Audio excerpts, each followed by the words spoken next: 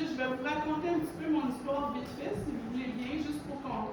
Je me sens un petit peu comme un premier rendez-vous amoureux. Vous savez, on appelle ça en français, en bon français, une blind date. Où est-ce qu'on veut faire une bonne impression? Ça fait que là, je me suis toute habillée, je me suis maquillée. Mais je me sens vraiment un petit peu comme une amoureuse qui rencontre, en tout cas, une sœur qui rencontre sa famille, on va dire ça comme ça. Mais ça fait juste pour vous raconter un petit peu mon parcours vite fait. Donc, je suis née au Québec. Je suis née à Montréal, j'ai grandi à Montréal, à Laval plus précisément, de parents acadiens qui sont allés là-bas dans les années 60 pour travailler, parce que comme beaucoup d'Acadiens, à ce moment-là, il n'y avait pas beaucoup de travail dans cette région-ci, mais ils sont allés au Québec. Et j'ai grandi à Laval, dans une famille catholique, mais non pratiquante. Ma maman, malheureusement, elle avait eu des mauvaises expériences au cours de sa jeunesse. Disons que l'Église n'avait pas de place chez nous. Ça fait que le petit peu que j'ai entendu parler de Jésus, c'était à l'école. Dans le temps où on avait encore la catéchèse à l'école. Et je peux vous dire qu'à chaque fois que j'allais à la catéchèse, c'était comme j'allais voir mon ami. J'aimais Jésus déjà. J'étais toute petite, j'étais juste comme en 4e ou 5e année. Mais dans la cage, chez nous, on avait une télévision, tu sais, une vieille télé, là, on tournait encore comme ça. Puis il y avait Billy Graham, si vous connaissez. Je passais à la télé qui était traduit en français et je suis convaincue que j'ai accepté Jésus toute seule dans ma cave en écoutant Billy Graham traduit en français. Je pleurais, j'avais mes petites mains en l'air, j'étais toute petite. Mais malheureusement, ça n'a pas été nourri. Vous savez,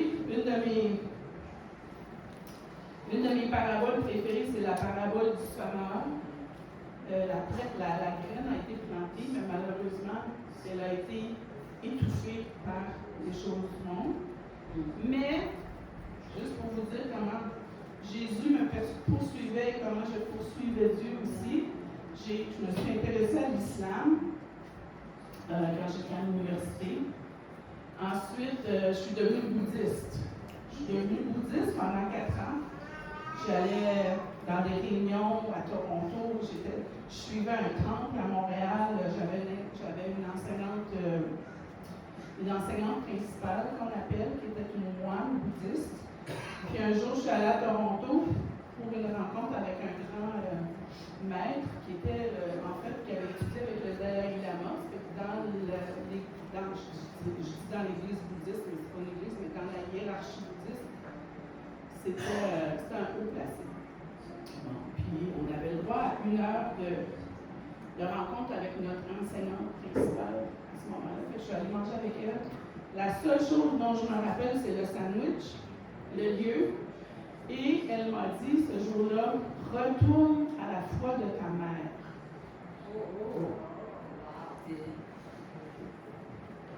Ben là, je te dis, ben non. Je ne vais pas retourner, je ne vais pas être catholique, parce que moi, dans ma tête, la foi de ma mère, c'était le catholicisme. Puis entre vous et moi,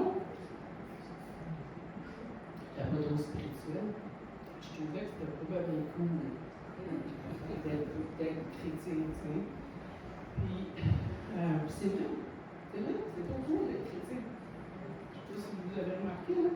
Mais moi, quand je parlais du bouddhisme, quand j'expliquais les enseignements, je n'avais aucune, il n'y avait pas de, comment on dirait, d'opposition. Merci. Il n'y avait pas d'opposition. Oh mon Dieu, que le monde me trouvait cool. C'est plus le cas maintenant. Quand on dit le nom de Jésus, on peut parler de Dieu, mais vous savez, quand on parle de Jésus, c'est une autre histoire. Fait que, c'est ça, fait que j'ai continué à chercher, puis là, à un moment donné, j'ai rencontré mon mari, mon époux, qui est chrétien. Puis, en tout cas, on est tombé amoureux. Et puis, là, lui, il est retourné à l'église parce qu'il avait comme délaissé un peu. Merci Seigneur pour ça. C'est bizarre à dire, mais merci Seigneur pour ça. Puis lui, quand il est retourné, j'ai dit,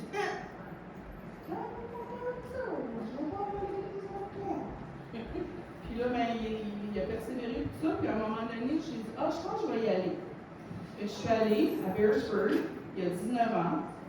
Ça fait que je suis encore là. Amen. Puis à un moment donné, il y a un monsieur, un grand monsieur, il s'appelait Vernon, il est avec le Seigneur maintenant, puis il m'a regardé de toute sa hauteur, il était vraiment grand, là, tu sais, il m'a regardé comme ça, moi je l'ai regardé comme ça, puis il dit, toi là, t'es-tu sauvé? Là, je sais pas. Là, je suis retournée à la maison, puis j'ai dit à Georges, j'ai dit, pourquoi il m'a dit ça? Puis là, Georges m'a expliqué. Et là, toute seule, au volant de ma voiture, il n'y a pas eu d'étoile. Je ne brillais pas. J'ai dit, Jésus, écoutez ça, comment c'est prétentieux, hein? J'ai dit, OK, Jésus, je vais t'essayer. Je peux vous dire que je dirais plus ça aujourd'hui, mais dans mon ignorance, c'est ce que j'ai dit. C'était, ma prière était aussi élaborée que cela. Mais Jean m'avait déjà donné un petit livret, c'était l'Évangile de Jean. Et puis, j'avais lu ça, je n'avais rien compris. Savez-vous comment j'ai su que Jésus était entré dans ma vie? J'ai lu et j'ai compris. Amen. Et là, il y a une passion pour la parole de Dieu qui a grandi dans mon cœur et qui grandit encore à tous les jours. Et c'est ça que je veux partager avec vous aujourd'hui. L'amour de la parole. Et je veux qu'on parle aujourd'hui de notre identité. De notre identité. Le titre de mon message, je ne sais pas si vous voyez bien, mais ça s'appelle « Je sais qui je suis ». Puis on va réfléchir à ça ensemble, à notre identité.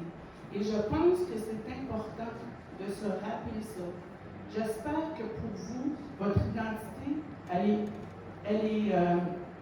que vous êtes solide dans votre identité, mais je pense que c'est quand même important d'en parler parce que c'est une des attaques qu'on subit le plus dans notre monde aujourd'hui. On est attaqué dans notre identité. Fait que si ça vous tente, je vous invite à me suivre. D'accord? Ah, super. Fait que c'est ça, fait que notre identité, moi je ne suis pas très habile avec ça, fait que si je me mêle, là, je m'en excuse d'avance. Alors, comme vous le savez sûrement, dans le développement d'une personne humaine, l'identité, c'est un élément essentiel. Hein? On attache beaucoup d'importance aux éléments qui composent notre identité. Puis, il y a comme deux parties à notre identité. Il y a une partie qui ne change jamais, malgré ce que le monde peut vous dire, et il y a une partie qui évolue, qui change, qui se transforme au fil des ans. OK? La partie fondamentale, c'est celle qui ne change pas du tout au cours de notre vie, puis qui est immuable. Et puis, je viens de le dire. OK, excusez-moi, je suis un petit peu nerveuse. Ça va bien. Ça va bien. OK. Avec l'identité, l'Académie française, si on va voir dans l'Académie française, définit l'identité fondamentale comme un caractère de ce qui, dans un être, reste identique, permanent et fonde son individualité. Comme je l'ai dit, cette partie-là, c'est celle qui ne change pas, qui reste identique dans toute notre vie. Larousse, lui, décrit ça comme le caractère permanent, fondamental de quelqu'un ou d'un groupe. Par exemple, les choses qui ne changent jamais dans votre vie, c'est qui sont vos parents. On est d'accord? Ensuite, dans quel pays vous êtes né? Dans quelle ville? Dans quelle province? Ensuite, dans quelle année? À quelle heure? Dans quel hôpital? Qui sont vos sœurs et vos frères? Toutes ces choses-là, ça permet aux gens de vous identifier. S'il y a plus qu'une Josée Boudreau, ça veut dire, ah, c'est Josée Boudreau. En Acadie, on fait beaucoup ça, là, c'est Josée Afformand. Hein? Ou on va dire, c'est la sœur à Marc.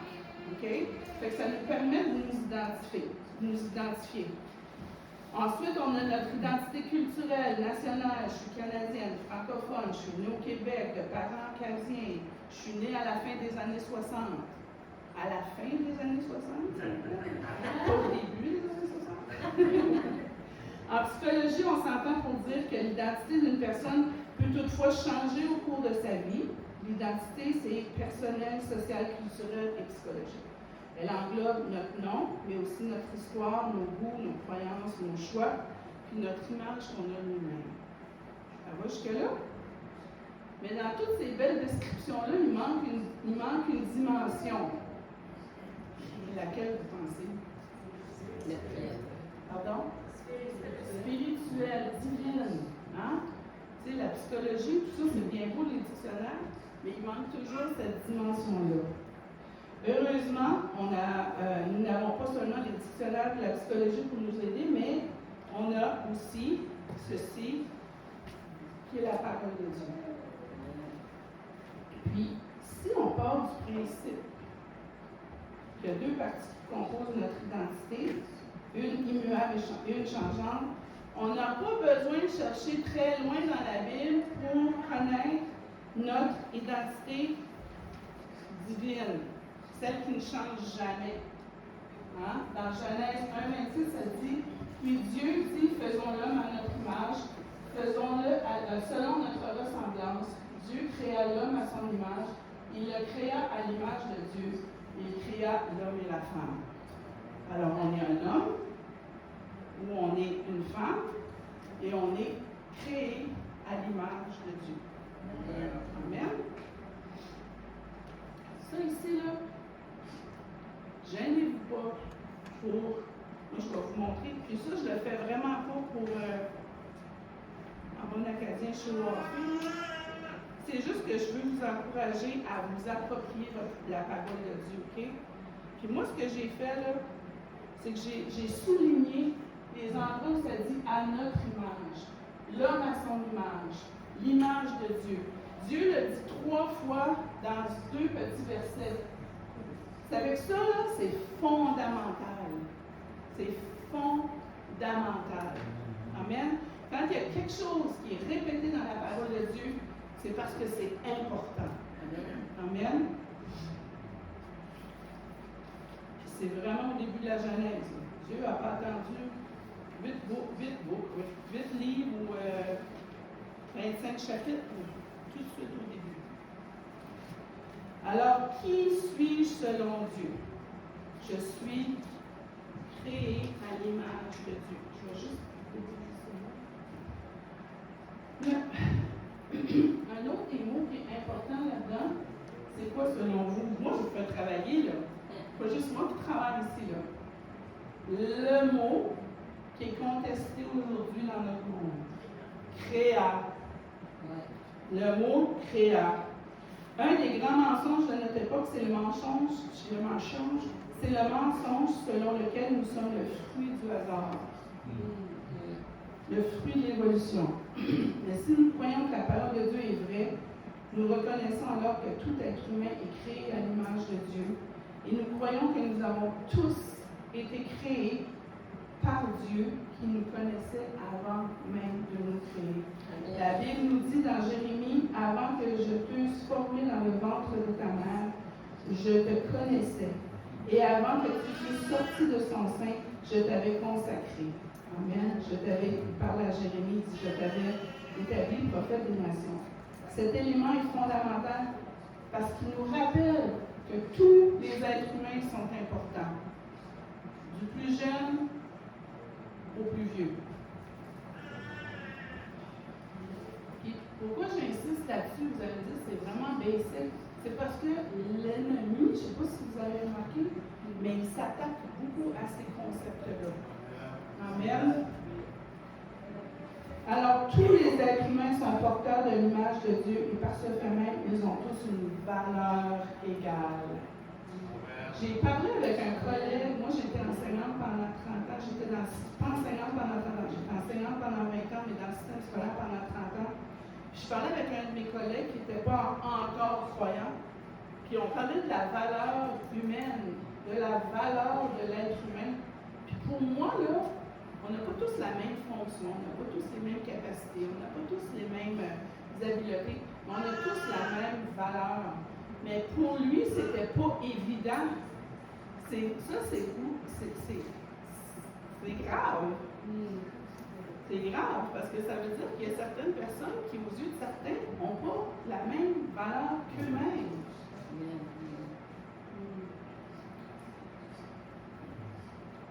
Ce concept de valeur est important parce qu'il protège la vie de tout être humain, du plus jeune au plus vieux. Dieu nous a désirés et nous ne sommes pas le fruit du hasard. Écoutez, réfléchissez. Je ne sais pas si vous connaissez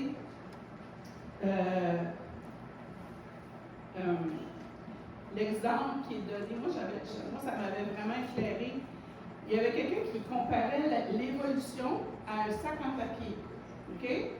Imaginez que je prends ma montre, que je la défais en petits morceaux, j'enlève toutes les parties qui composent la montre, je la mets dans le sac. Je la brasse jusqu'à temps qu'elle redevienne une montre, qu'elle fonctionne et qu'elle ait la bonne heure tout le temps. Alléluia! Je vais brasser longtemps. On s'entend?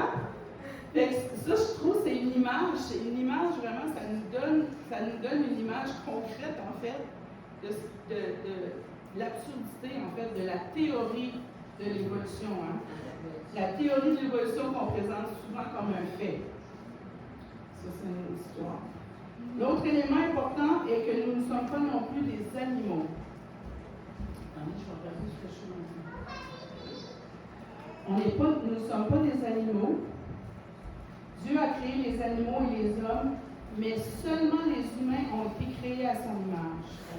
Il n'a rien créé d'autre à son image. Concrètement, ça signifie que Dieu nous a créés pour le représenter, le refléter, comme un miroir. La question de l'identité, c'est une question fondamentale avec laquelle les humains se débattent depuis toujours, depuis le début de l'humanité. Et c'est important de comprendre notre place dans la création. Le diable a d'ailleurs utilisé notre identité pour faire chuter nos premiers parents. Il a dit à Ève, au chapitre 3, versets 4 et 5, « Vous ne mourrez point, mais Dieu sait que le jour où vous en mangerez, vos yeux s'ouvriront et que vous serez comme des dieux, connaissant le bien et le mal. » Le diable, il a voulu faire croire à Adam et Ève qu'ils allaient être comme Dieu, mais nous savons, et puis on sait aussi qu'il y a des faux pasteurs aujourd'hui qui enseignent ça. Hein. Il y en a qui enseignent ça, qui disent que les chrétiens peuvent appeler les choses. On a une autorité à travers la parole de Dieu. Mais ils disent qu'on peut créer des choses. Ça ressemble à quoi? La manifestation, c'est manifeste ça dans ta vie, pense à ça, envoie ça dans l'univers. C'est la même chose. Okay? Bon, c'est juste enveloppé avec une boucle chrétienne. OK?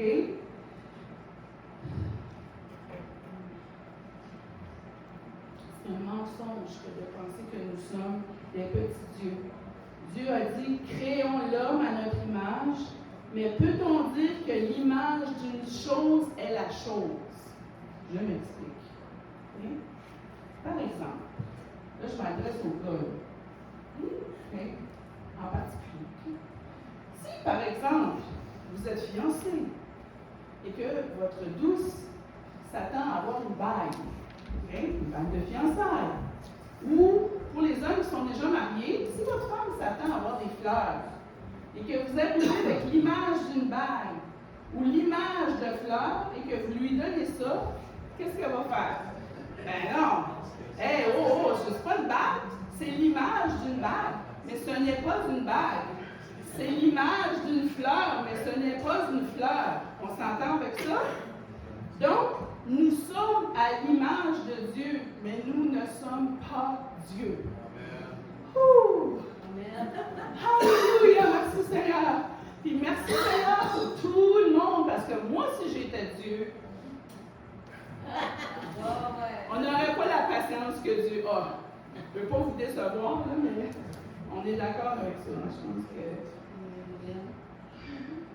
Donc, nous ne sommes pas Dieu. Il y a aussi l'autre extrême. L'autre extrême qui dit que nous ne sommes pas différents des animaux. Cette pensée nous amène, selon moi, à être capable d'accepter des choses comme l'avortement, comme le suicide assisté, parce que la vie d'une personne, ça n'a pas plus de valeur qu'un animal qu'on amène à l'abattoir.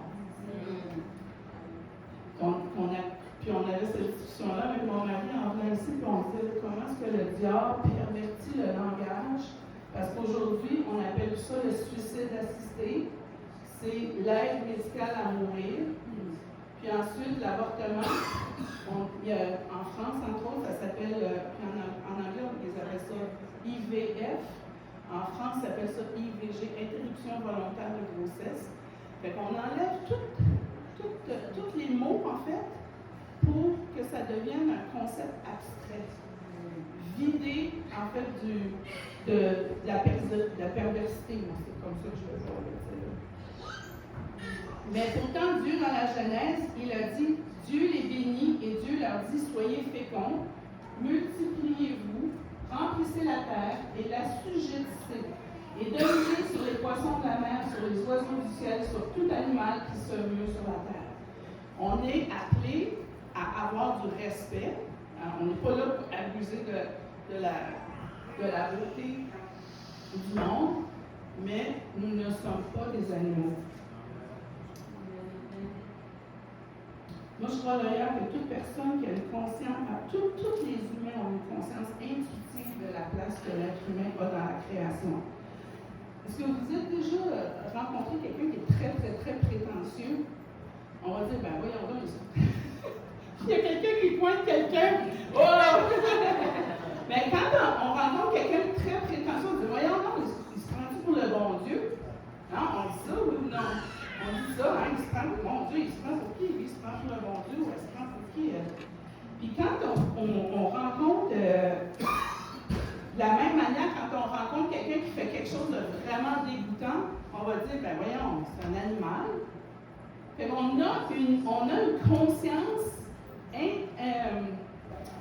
comment je dirais ça? On a une conscience qui est construite en nous, qui définit la place qu'on a dans la création intuitivement. Fait que notre véritable place, notre réelle identité se trouve notre place biblique se trouve entre Dieu et les animaux. On a une place unique. Amen. Réaliser cette place-là, de Dieu, les humains, les animaux, réaliser la place qu'on a, ça nous rend humbles, ça nous maintient dans l'humilité face à Dieu. Amen. Puis ensuite, réaliser la place qu'on a au-dessus des animaux, ça nous redonne notre dignité comme être humain.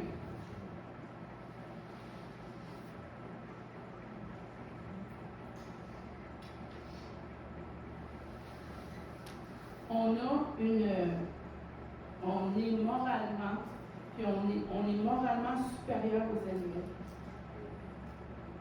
C'est pour ça que quand on voit des gens qui assassinent, qui blessent, qui volent, c'est pour ça qu'on a une réaction intuitivement négative face à ces comportements-là. On attend davantage de nous-mêmes que des autres. Vous êtes d'accord avec moi?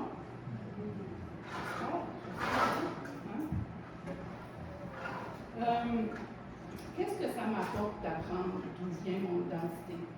Être conscient de cette vérité me permet d'ancrer mon identité dans quelque chose de solide, d'inébranlable, d'immuable et d'éternel. Cette identité ne change pas et elle ne changera jamais. Hein? Je suis créée à l'image de Dieu, peu importe qui je suis, ce que je fais, ce que j'ai fait ou ce que je ferai. Je suis créée à l'image de Dieu, peu importe les modes, les tendances, les trends. Vous entendez ça ce mot-là, les trends? Les théories, les philosophies, la science, les recherches. Je suis créée à l'image de Dieu.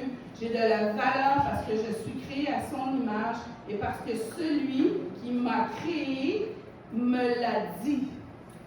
Il me l'a dit. Et dans 2 Corinthiens 1:20, on sait que les promesses et la parole de Dieu sont oui et amen. Amen. Amen. Amen. Et la deuxième partie de mon identité, c'est celle qui change. Puis on va regarder dans la lettre aux Éphésiens, et je vous encourage fortement à lire. Si vous cherchez à comprendre votre identité qui vous êtes en Christ, allez lire la lettre des Éphésiens. Amen. La lettre d'Éphésiens, je vais juste faire un petit rappel vite. Là. La lettre des Éphésiens, ça a été écrit par Paul. Puis Paul, au moment d'écrire cette lettre-là, ça fait déjà 30 ans qu'il est en Christ. Retenez cette expression-là, en Christ. Il est assigné à résidence, ça veut dire qu'il ne peut pas sortir de chez lui, mais il peut quand même envoyer des lettres, puis il peut quand même recevoir des gens chez lui. Fait qu'il continue son ministère tout en étant assigné à résidence. À qui est-ce qu'il écrit ça? Il écrit ça aux Éphésiens. Ça a son importance parce que les Éphésiens, ils ont tous un background païen ou juif. OK? Puis ce que Paul va faire, là, il voulait empêcher les nouveaux chrétiens de retourner dans leurs vieilles habitudes, dans leur vieille identité. C'est pour ça qu'il a écrit la lettre aux Éphésiens. Okay? Ça fait que là, il va introduire l'expression en Christ. Okay? Puis la ville d'Éphèse, c'était une ville cosmopolite, comme Montréal, par exemple, okay? Si on veut nommer une ville, où il y avait beaucoup de va-et-vient, il y avait beaucoup de pratiques religieuses différentes. Okay?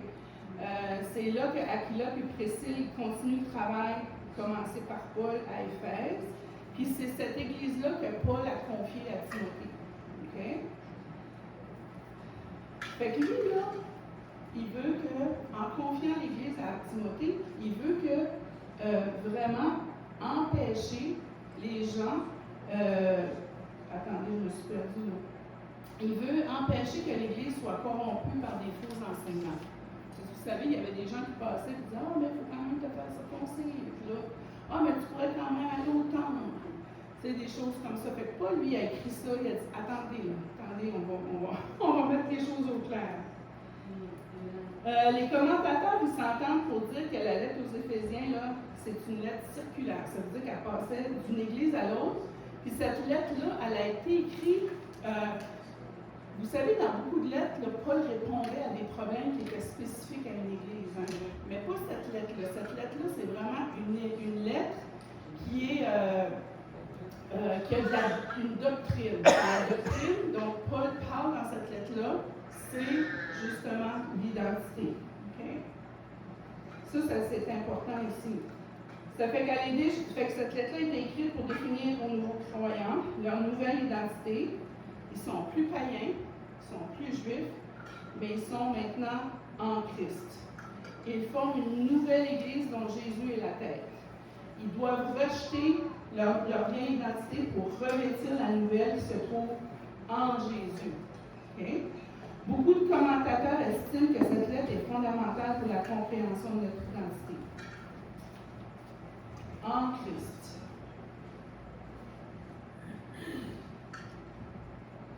En Christ. Saviez-vous que selon Éphésiens, ça moi j'appelle ça les perles d'Éphésiens. Okay? En Christ, vous êtes saints, bénis, appréciés, sauvés, réconciliés. Ça c'est tout en Éphésiens là. Prenez pas ma parole là. Allez voir là. Soulignez.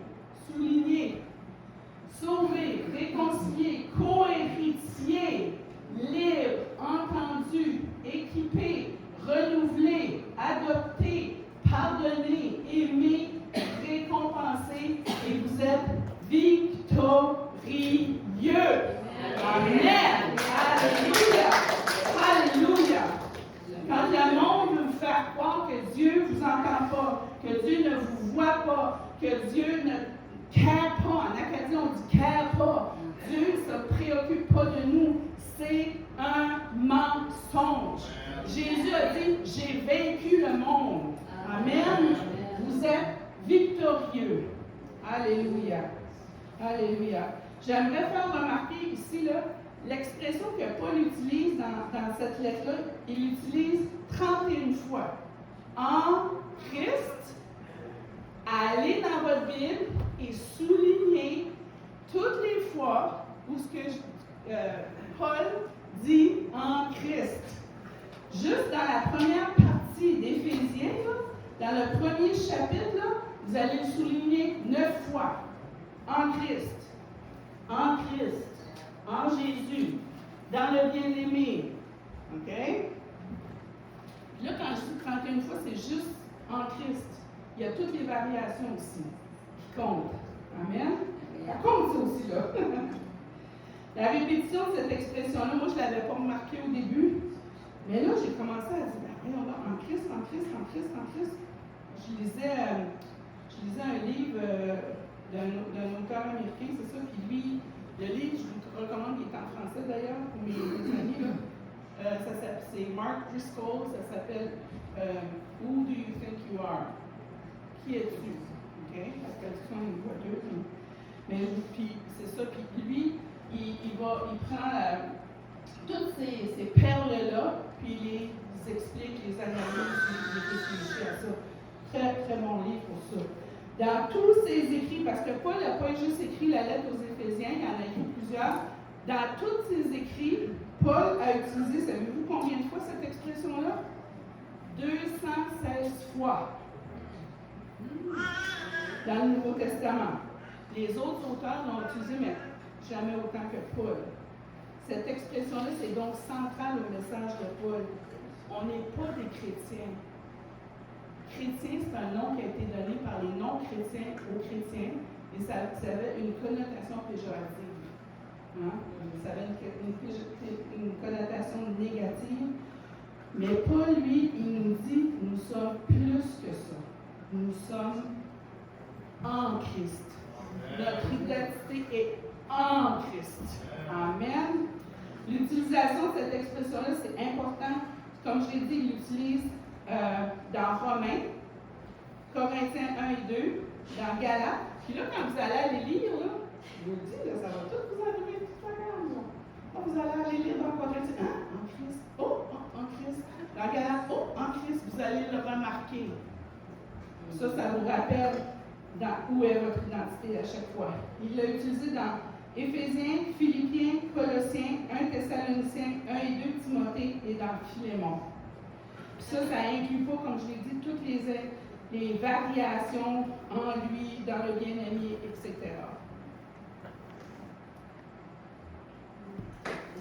Cette expression-là a été utilisée dans plusieurs contextes. Elle s'adressait à toutes sortes de situations, à toutes sortes de personnes. Mais pour Paul, ça c'était la place qu'on devait apprendre à prendre, s'approprier cette place-là. Nous sommes créés à l'image de Dieu, un Dieu trinitaire parfaitement uni à Jésus. Et dans Jean 17, 23, Jésus dit, je leur ai donné la gloire que tu m'as donnée, afin qu'ils soient un comme nous sommes un. Moi en toi, moi en eux, et toi en moi, afin qu'ils soient parfaitement un, et que le monde connaisse que tu m'as envoyé, que tu les as aimés, comme tu m'as aimé.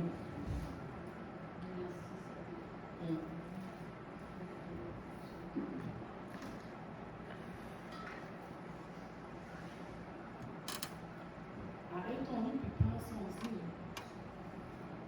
Le Dieu créateur de tout l'univers, il veut être uni à nous. Il veut que nous soyons unis à lui. Parfaitement. Pas juste à côté. Parfaitement. Il vient en nous. Le Saint-Esprit est en nous. Le Saint-Esprit révèle qui est Jésus. Jésus est dans le Père. Le Père est...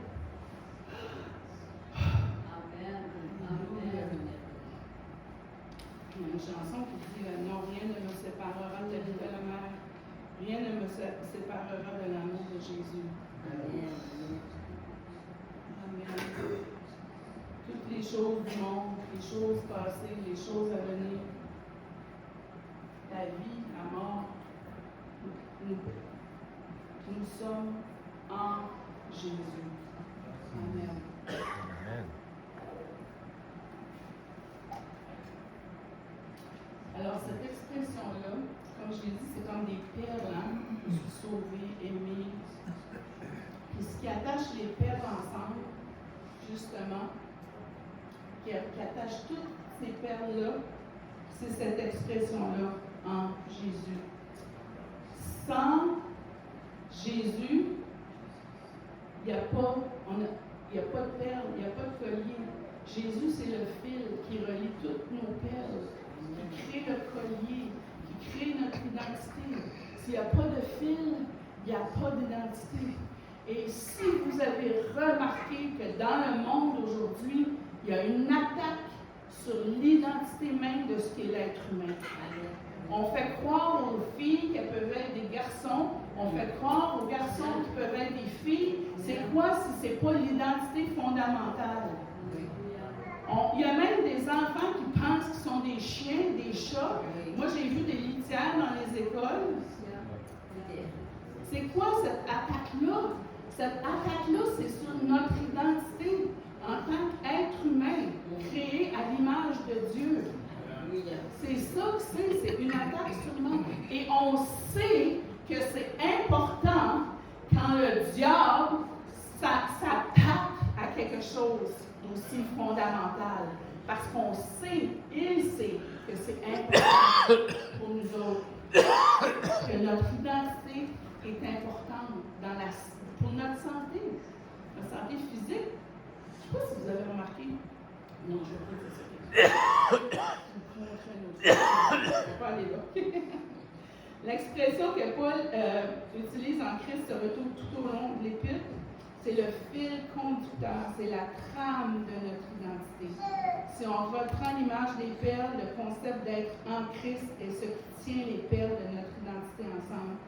Sans lui, il n'y a pas de collier, il n'y a pas d'identité. Paul a souligné l'importance de cette union, mais Jésus en a aussi parlé quand dans Jean 17, 23, allez lire Jean 17. Il donne 2 devoirs. Moi, je suis une enseignante. Donner des devoirs. Allez lire Éphésiens, c'est juste 3000 mots. 3000 mots sans la gauche, c'est pas gros. Éphésiens, c'est 3000 mots, chapitre 17. Allez lire ça. Il dit dans 17, 23, « Je leur ai donné la gloire que tu m'as donnée, afin qu'ils soient un comme nous sommes un, moi en eux et toi en moi, afin qu'ils soient parfaitement un, et que le monde connaisse, je l'ai lu tout à l'heure, et que tu m'as envoyé, que tu les as aimés, comme tu m'as aimé. »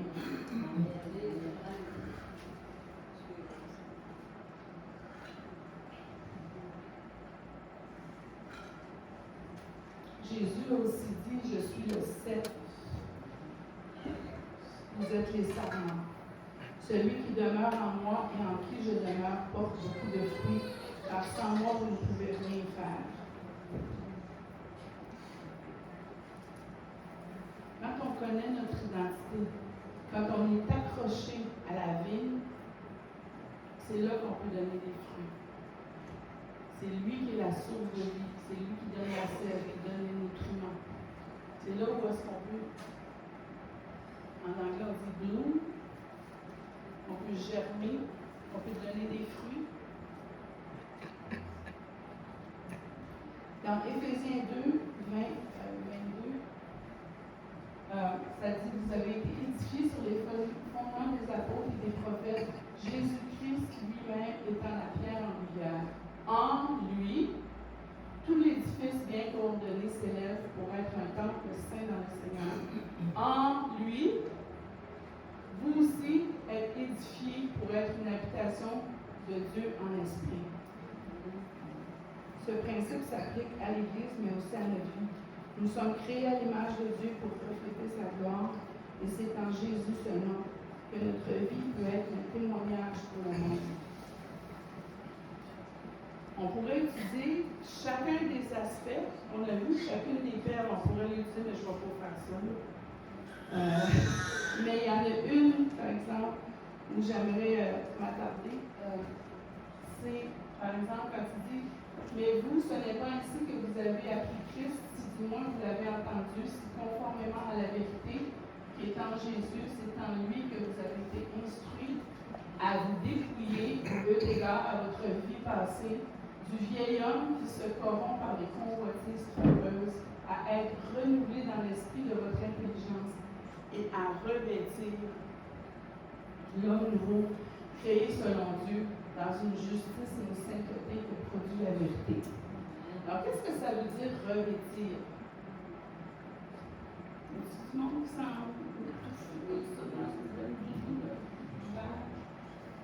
le mot revêtir, savez-vous que ça veut dire s'enfoncer dans? S'enfoncer dans un vêtement, mais sans. Fait que Jésus, là, il nous invite à s'enfoncer dans revêtir le manteau, mais c'est s'enfoncer en lui. Amen. C'est pas le sens, ça a l'air confortable. Hein? Quand nous faisons, ah oui, je veux vous montrer ça. Quand on s'enfonce dans quelque chose, okay? On prend l'exemple d'un bateau. Quand le bateau s'enfonce dans l'eau, il est rempli d'eau, il est enveloppé d'eau. Il ne devient pas l'eau, mais il est complètement submergé, entouré, rempli. Fait que c'est ça que Jésus veut qu'on fasse. C'est que les chrétiens, là, dans votre identité, revêtez le nouveau. Abandonnez votre vieille personne, là. Tu sais, les choses qu'on a faites. Tu sais, des fois, ça vient nous tourmenter, là. C'est plus vrai, ça c'est passé. C'est fini. Parce que Jésus, en mourant sur la croix, il nous a invités à revêtir son identité. Donc, nous sommes en lui, il est en nous. Amen. Puis regardez-moi ça. Mon chum et moi, on est allé faire de la plongée quelques années passées au Mexique. Et au Mexique, ils ont des statues qu'ils ont mis dans le fond d'eau pour créer des faux récifs, pour préserver les récifs naturels. Puis ils ont demandé à un sculpteur espagnol qui a créé des sculptures grandeur nature. Okay? Fait que quand tu plonges, il y a plein de sculptures grandeur nature. Mais quand ils les ont mis, elles n'étaient pas comme ça, les statues, là. Qu'est-ce que l'eau a fait? Elle a transformé. Fait que nous autres, là, quand on est en Jésus, là, on est transformés. Amen. Puis on est bien plus beau que ça, je peux vous le garantir. fait que Paul, lui, c'est ça qu'il fait. Il nous invite à s'enfoncer, à revêtir l'homme nouveau créé pour lui. Il nous donne un cœur nouveau. Nous avons un nouveau maître. Un nouveau maître. On appartenait à Satan, maintenant on appartient au Seigneur. Nous avons une nouvelle identité. Un nouveau cœur dans la parole, c'est le cœur qui est le ciel. Dans la parole de Dieu, le ciel, dans la parole de Dieu, le cœur, c'est le siège de notre identité qui s'exprime par nos actions, nos paroles. Quand nous acceptons Jésus, notre cœur change. Il dit, je vous donnerai un cœur nouveau et je mettrai en vous un esprit nouveau. J'ôterai de votre corps le cœur de pierre et je vous donnerai un cœur de chair. Je mettrai mon esprit en vous. Et ça, Jésus l'a fait, hein? Il nous a donné le Saint-Esprit. Je mettrai mon esprit en vous et je ferai en sorte que vous suiviez mes ordonnances et que vous observiez et pratiquiez mes lois. Amen. Nous sommes une nouvelle création. Dans 2 Corinthiens, ça nous dit, si quelqu'un quoi? En Christ, il est une nouvelle créature. Les choses anciennes sont passées, voici, toutes choses sont devenues nouvelles. Mais quand vous avez fait des bêtises, là, puis l'ennemi vient vous tourmenter avec ça, tu dis, non, je suis une nouvelle créature. En Jésus, toutes choses sont devenues nouvelles. Amen. Merci Seigneur. Le livre d'Éphésiens, comme je le disais, c'est le livre à lire et relire. Je vais vous conter une petite anecdote de Montréal. J'étais chez ma cousine, là, je ne sais pas combien de temps j'ai. J'étais chez ma cousine, puis son conjoint il est français. Puis on a des bonnes discussions ensemble. Puis là, un matin, attendez, je viens pas de mon livre. Ah oui, c'est ça. Puis là, j'ai dit, ça va marcher si je lis ma Bible, tu sais, je suis d'accord. Fait que là, il dit, ben oui, ça me dérange pas du tout. Fait que là, je me mets à lire, tout ça. Puis là, je dis, là, il faut que je vous partage quelque chose. Ils ne sont pas chrétiens encore, OK? Ça fait que là, il dit, OK. Fait Fait que là, je commence à partager. Puis là, le Seigneur a dit ça. Puis là, José Boudreau, là. Ça fait que là, il dit, ouf, il dit, je comprends pas tout, là, je connais pas grand-chose, mais il dit, ton enthousiasme est impressionnant, tu sais. Fait que je dis, hey, moi, là, ça fait 19 ans que je lis ça ici, là. Ça fait 19 ans, je dis, 19 ans, t'as pas encore fini? J'ai dit, non, j'ai pas encore fini, j'aurais jamais fini, j'aurais même pas de l'éternité encore pour tout comprendre, hein. Mais c'est lisez, lire et relire, relire. Allez à la maison de ce et lisez Éphésiens. Appropriez-vous la parole de Dieu. C'est à vous ça. Dieu, là, il a donné ça, il nous a laissé ça. Parce qu'il savait qu'on en aurait besoin. Amen. Il a dit, je ne vous laisserai pas orphelins. Hein? Il a dit, je vais vous donner le Saint-Esprit qui révélera toutes choses. Hein? Il nous a laissé la parole de Dieu. Puis le Saint-Esprit, il nous accompagne. Puis je vais vous dire une autre chose. Là. Quand vous voyez, moi là, je suis bien impressionnée. J'ai un monsieur Jean Méhu qui est venu la semaine passée. Là. Puis lui, Jean, il dit, hey Jean, c'est où ça dans, tu sais, là, je vous donnerai un cœur nouveau. Là, il nomme les versets. Lui, c'est un médecin, hein, ça fait qu'il faudra une bonne mémoire, un médecin. Mais si vous n'êtes pas capable de faire ça, là, je vous déculpabilise ce matin en vous disant, c'est cette organisation-là dans la Bible, là, des chapitres, des versets, ça c'est humain, on a fait ça pour nous faciliter la vie, ok? Fait que quand le Saint-Esprit va vous révéler, vous ramener une parole, il ne va pas dire Jérémie 2:3, là. Il va vous dire, je vous donnerai un cœur nouveau. Il va vous ramener la parole de Dieu. Fait que je vous libère. Si vous êtes accablé comme je l'étais, de oh là, je connais pas le verset, je connais pas le chiffre, je connais pas le lettre. Mais c'est correct, c'est pas ça. Le Saint-Esprit nous rappelle la parole de Dieu. Amen. Si vous connaissez le chapitre, puis c'est correct aussi, bravo. Tu sais. Et je veux juste comme vous dire, ça c'était ma parenthèse. Bon. Ma parenthèse. Ma petite bébite que j'ai réglée, si je peux vous aider à régler ça, je suis pas le bête encore. C'est avec lisez, relisez, lisez encore. Okay? C'est pas très long, comme je disais. Puis, ça nous permet d'identifier les choses, ça nous permet de mieux comprendre. Ça me permet aussi d'identifier les choses qui m'ont défini toujours, depuis toujours. Hein? Avec quoi est-ce qu'on se définit en général? Notre travail ou la retraite arrive. OK? Là, qui suis-je? Qui suis-je? Je ne suis plus enseignante. Okay? Après ça, ma famille. Oh, les enfants qui quittent le lit. Qui suis-je? Qui suis-je? Ma fortune. Mon absence de fortune. Mon éducation. Mon statut. Parce que mon éducation, là, c'est bien beau. Là. Il y a toujours quelqu'un de plus éduqué que moi. Là. Mon statut social. Marié, célibataire, divorcé, veuf. Ça change aussi.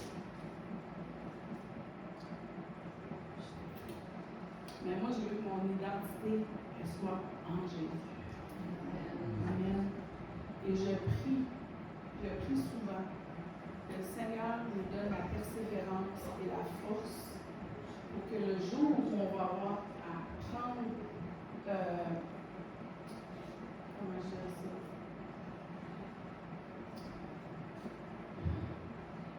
Je vais vous conter une histoire.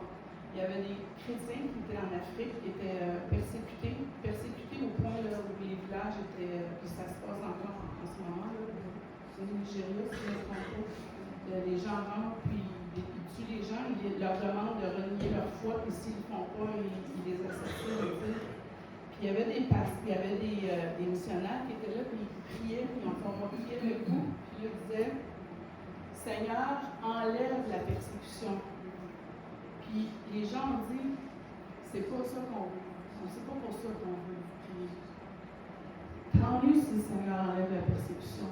Mais que le Seigneur nous donne la force de rester dans notre identité, de maintenir notre foi en Jésus-Christ devant même la possibilité de la mort.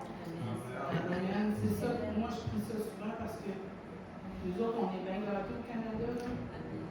Mais que si jamais on a à faire face à ça, que le Seigneur nous donne la force de se tenir debout et de rester ancré en Jésus. Je veux juste terminer en disant que même si vos circonstances, et les circonstances, ça peut être positif ou négatif. Des fois, quand on est dans le bien-être et dans la. Des fois, on a tendance à oublier. Hein?